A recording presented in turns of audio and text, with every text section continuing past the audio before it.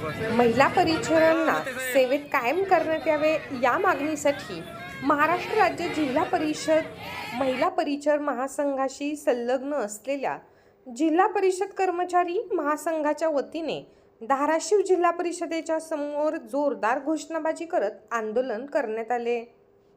अनेक वर्षांपासून सेवेत असलेल्या महिला परिचारांना अद्याप सेवेत कायम करण्यात आलेले नाही।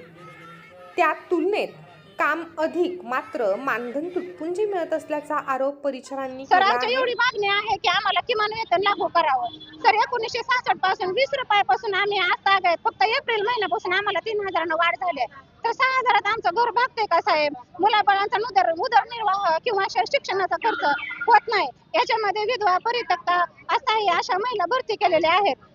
बीएड भरपूर काही क्वालिफाईड झालेल्या महिला आहेत। तर आता सध्याला आम्हाला 6000 दिले जाते, पण त्याच्यामध्ये आमचा उदरनिर्वाह होत नाही। तर या शासनाने आम्हाला किमान वेतन लागू करण्यात यावं आणि अपघात विमा लागू करण्यात यावं।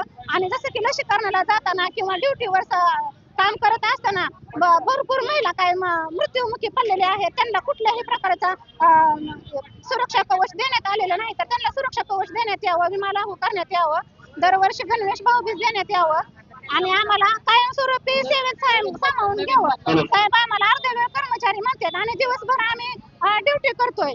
तर आम्हाला पूर्ण वेळ करण्यात यावं आणि ज्या काही महिला आपल्या धाराशिव जिल्ह्यामध्ये घेतलेल्या आहेत, 48 महिला भरती केल्या।